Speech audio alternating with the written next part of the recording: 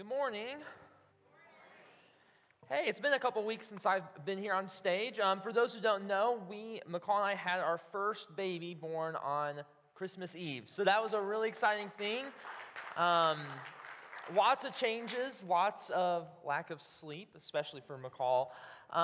But we're excited to be back, and we're excited to see what God's Word has in store for us. But before we get to that, something that I just want to think about is my time back in Bible college.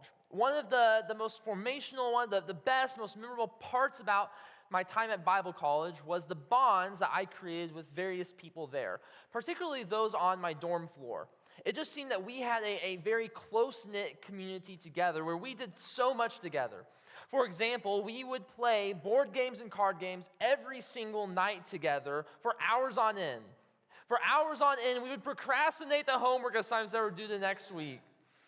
But we would do all sorts of other stuff. We would eat meals together and just get to know each other and go out and do things together. We would go to movie premieres where the next Marvel movie is coming out. We'd go to the midnight or late night premiere and go watch it together and then discuss all the theories we had the next day about it. But all of that bonding, that community experience ultimately led us to other deeper, more intimate moments too, where we would worship together, where we would be there for one another when someone's friend passed away, where when someone had some trouble going on in their personal life, we would be there to be with them and walk with them through it. My time at Bible college with those friends has created core memories that will be with me for the rest of my life. And the only reason that was able to happen was because I made the effort to be consistently present in that group. I got out what I put into it. Last week, Sam started this brand new sermon series called Brickmasters. And he set up this idea, if you weren't here, that before we can have a consistent faith in our life, it starts with us having a strong foundation, that foundation being Jesus and Jesus' teachings. And then for the rest of this series, we are going to be looking at what a consistent faith looks like. This last week, we had this application where you came and wrote on a brick something that you wanted to pursue consistency in for the purpose of a consistent faith. And we're going to continue where each week we are going to just explore different ways the consistent faith looks like on a practical level.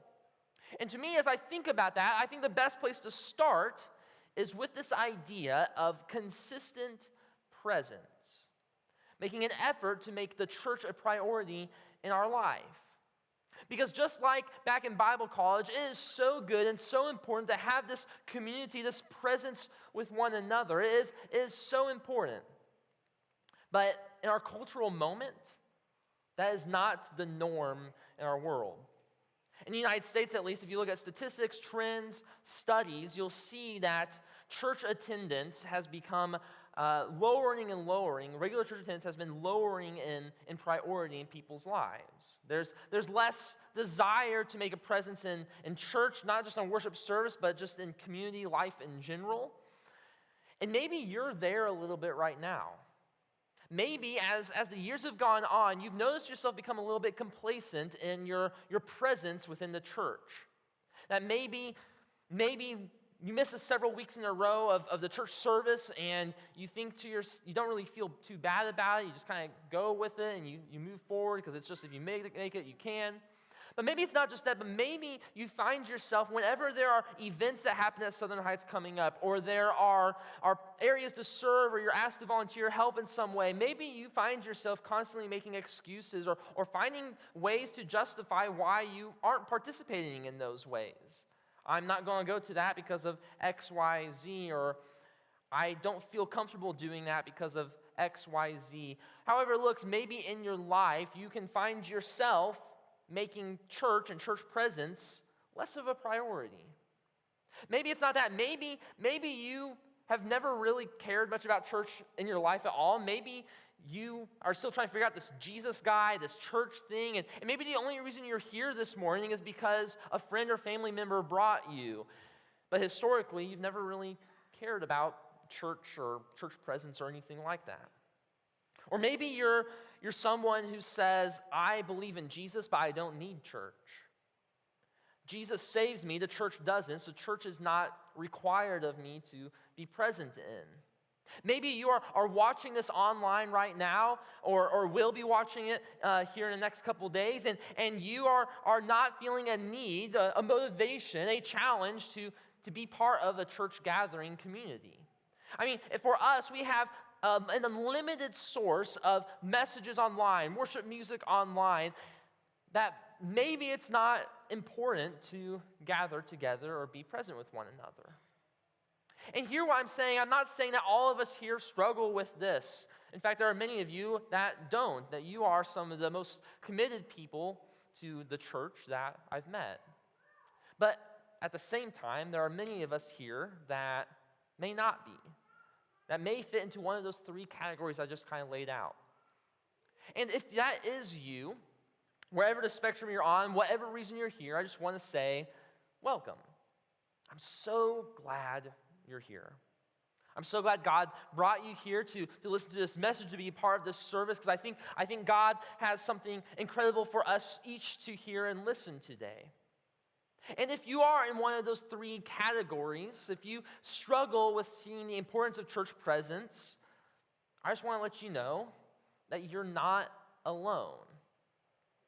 In fact, there's Christians in the early church that struggled with this same thing, where they struggled with seeing a need to gather together, where they were separating and kind of isolating themselves often. In fact, it became so bad that one of the authors of the New Testament, who wrote the book of Hebrews, he had to warn the church about the dangers of this. And he writes this in Hebrews 10. He says, "And let us consider one another in order to provoke love and good works, not neglecting to gather together, as some are in the habit of doing, but encouraging each other, and all the more as you see the day approaching." The author of Hebrews sees this trend where there are Christians that are choosing not to gather with the rest of the church. They have habitually decided to do the opposite. And he warns the church that this is not what it's meant to be. For him, church priority, church presence was not optional.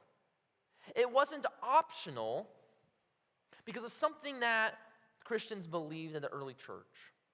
Something that I've said over and over again that you may have heard, that I'll say again. God did not call us to a private journey. He called us to be a people.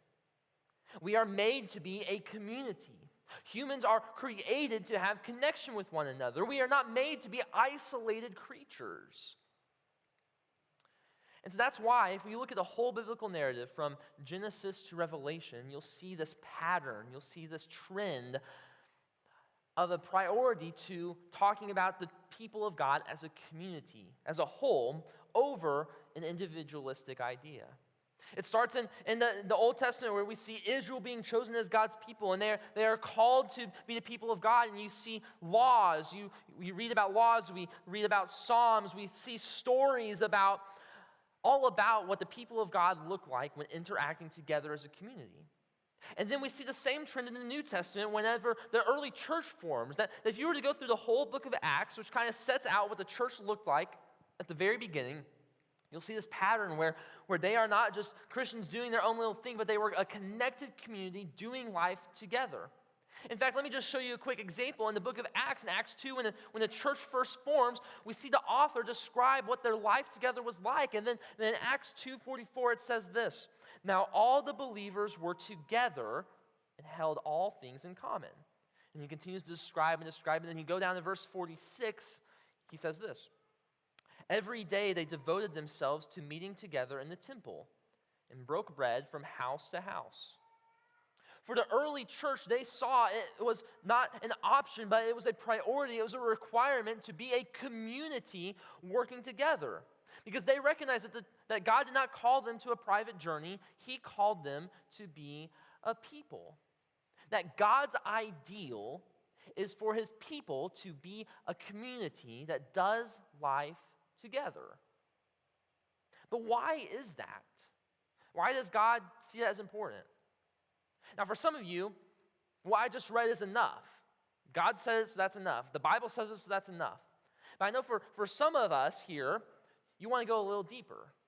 Because God does not make decisions or choices for no reason at all. There's always purpose and reason behind it. So So why did God make us to have community? Why does he see connection between the people so important? Why should we prioritize church presence with each other?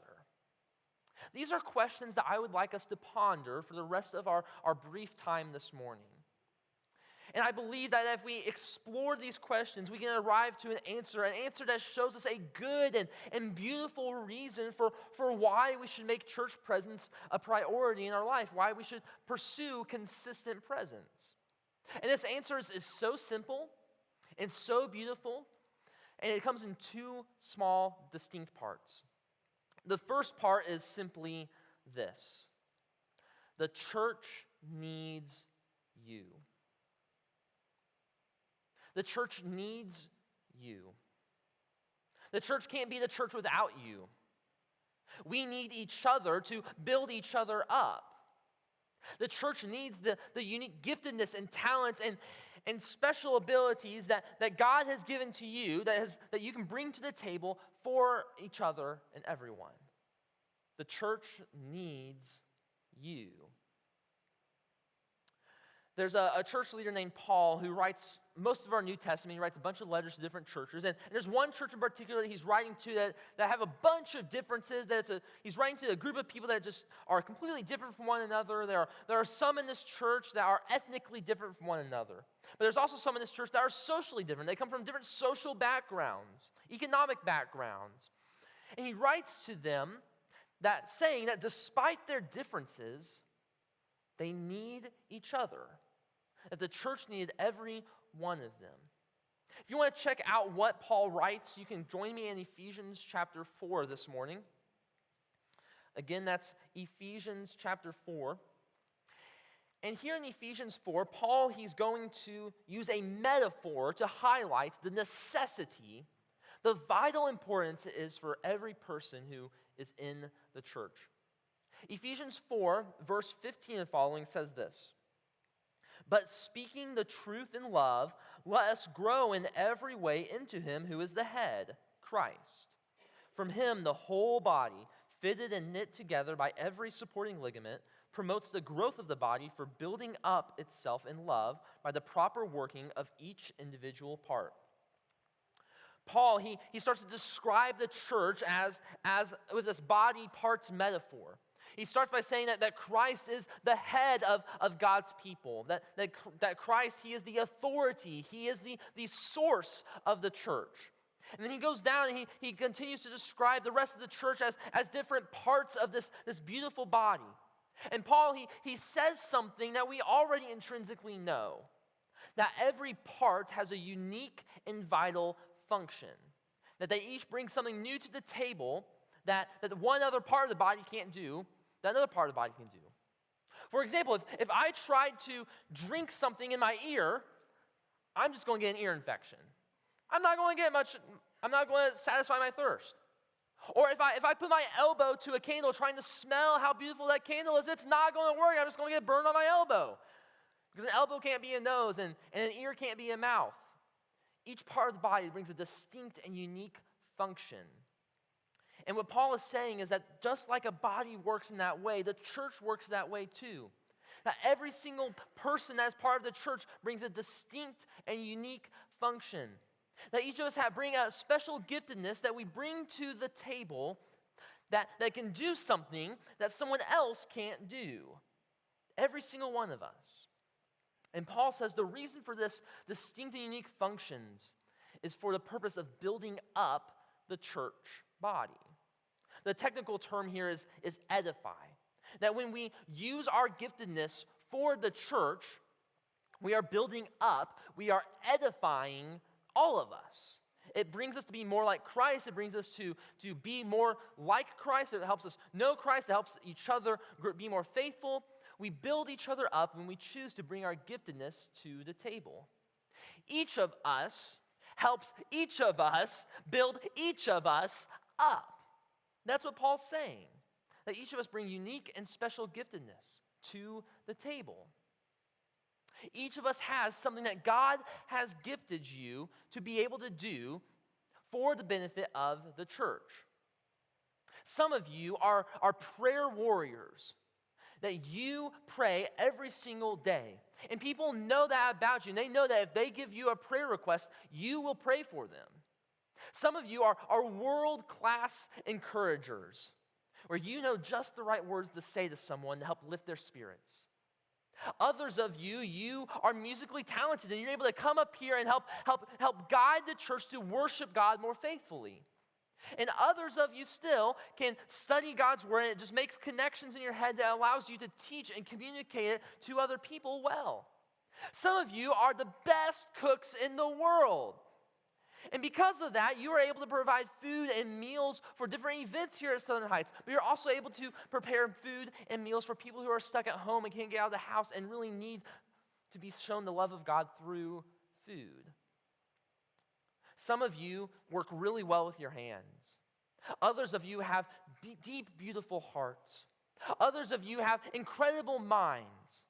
Each of us have unique giftedness, talents, and special functions that we can bring to the church to help build the church up. The church needs you. And when we neglect to not be present in the church, we are robbing people of something they need. When we choose not to be active in our church community, when we choose to not use our giftedness for the church, it causes people to miss out on things that you bring to the table. The church needs you.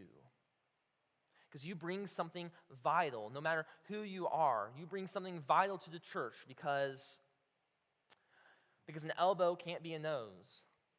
And because an ear can't be a mouth. The church needs you. That's only the first part of the answer. Because there's a second part that is so vital, so important. You need the church. You need a community to be a part of. Because as much as you offer something to the church offers something that you vitally need in your life. Loneliness is one of the great destructors of our culture. As life goes on, we are becoming more individualistic, more isolated from one another, and that causes us to be lonely, which causes us to have deeper anxieties and depression, which is why each coming generation has seen more and more anxiety and depression. My generation, which is Gen Z, we have reportedly the poorest mental health of all generations right now. Because as we seek social community online, we end up having isolated embodiment in person.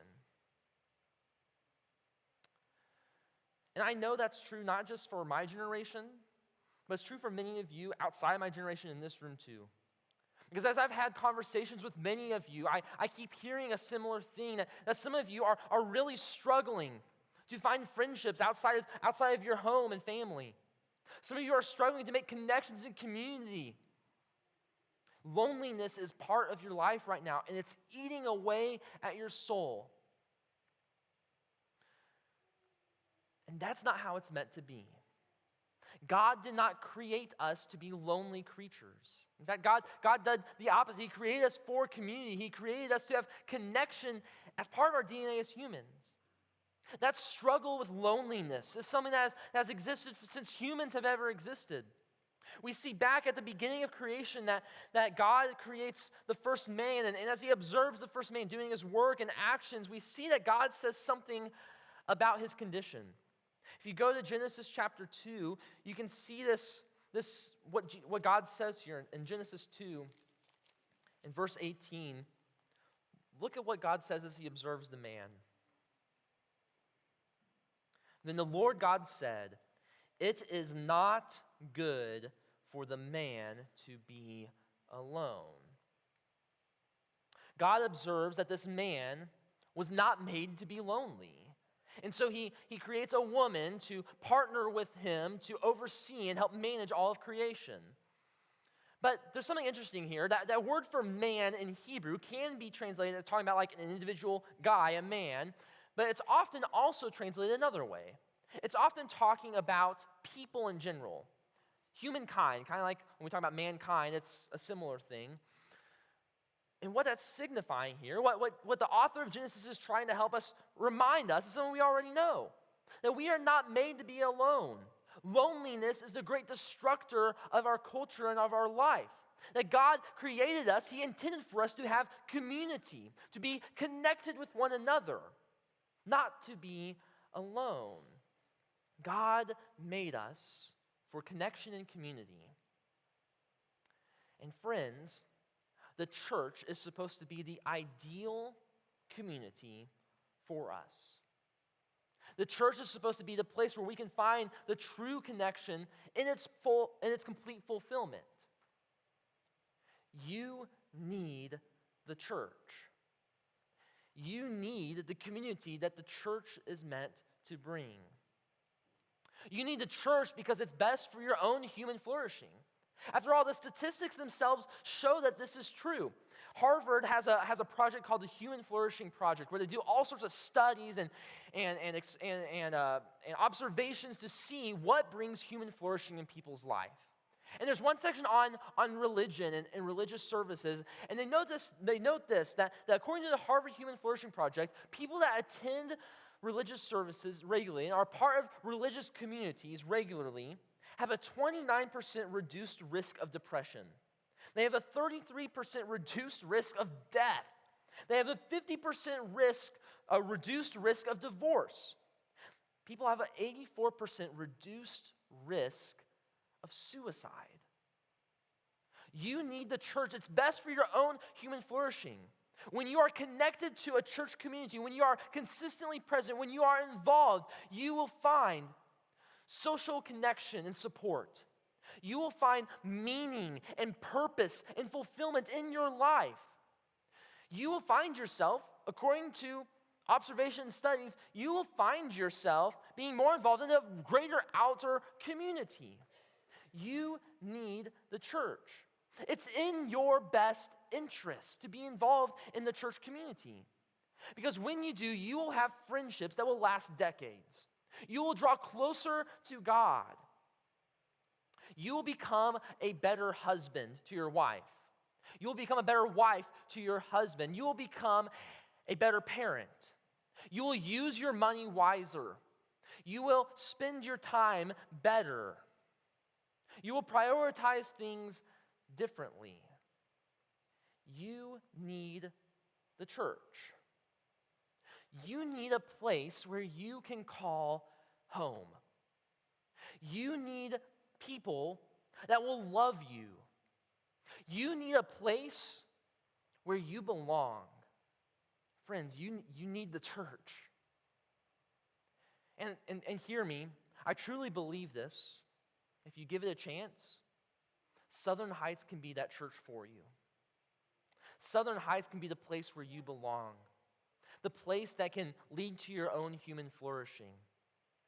Southern Heights can be the church you so desperately need, the community you desperately need, the connection you desperately need. So here's my encouragement to you, my challenge for you, you could say perhaps, is that for the next several months, I encourage you to make church presence a priority in your life, to find a way to be consistently involved in the church. For some of you who are kind of new to this church thing and trying to figure out where you land, for some of you, what that looks like is maybe just attending services regularly for a while, just to see what happens. For some of you, it might be a bit deeper than that. Maybe for you, the second step is, you've been here for a while and you say, Southern Heights is my tribe. Southern Heights is where I belong. And maybe what you need to do is you need to make a formal commitment and become a member here at Southern Heights, saying, I am going to be present here. I'm going to commit myself to these people. I'm going to do life with these people. Maybe for others of you still, for you, it's getting plugged in and going a bit deeper. That church presence looks to be more involved than just a Sunday morning. For some of you, it might be going to a life group. We're going to be starting life groups up here in about a month or so, and And maybe for you, it's to be attending one of these life groups for the first time ever, to see what this small-knit community looks like outside of a Sunday morning. For some of you, it might be finding a place to serve here at Southern Heights, to use your unique and special giftedness to build up the church. If you go out into the drop after services today, there's a section on the wall that shows all the different ways that you can serve here at Southern Heights, and maybe what it looks like is looking at those and finding a way to use your giftedness in a special way. For others, it might be getting out of your comfort zone, maybe it's like going on a high school trip with some kids for a week, where they're going to have a spiritually formative week, where you might be spiritually impacted as you help them be spiritually impacted. For others of you, it might just be helping other people have a consistent presence and helping them make the church a priority. However it looks, my encouragement, my challenge to you is to just make church presence a priority for the next month or two and just see what happens. Because I bet it'll be pretty amazing at the end of it. Because I know God will do good things and big things in your life if you do it. And I know in turn,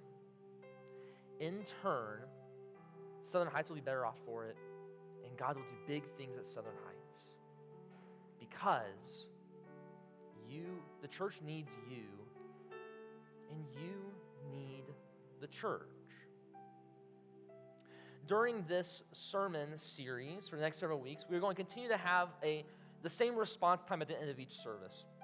Last week, many of you came up and wrote on one of these bricks describing a way that you want to pursue consistency on your faith journey. And at the end of each service, we're going to offer that option for you every single service. Maybe last week you weren't here, or maybe you just didn't feel comfortable coming up to write something, but maybe today you feel called to write something, a way that you can pursue consistency in your faith journey. And if that's you, feel free to come up during this next song and write something down. I don't know what it might be for you, but maybe for some of you, what you need to write is church presence. But we're going to offer that time during this next song, and if you feel called or led to, feel free to come up and take a brick, write whatever that is down, and then place it on this wall as a symbol that we are going to be helping each other be more consistent in our faith.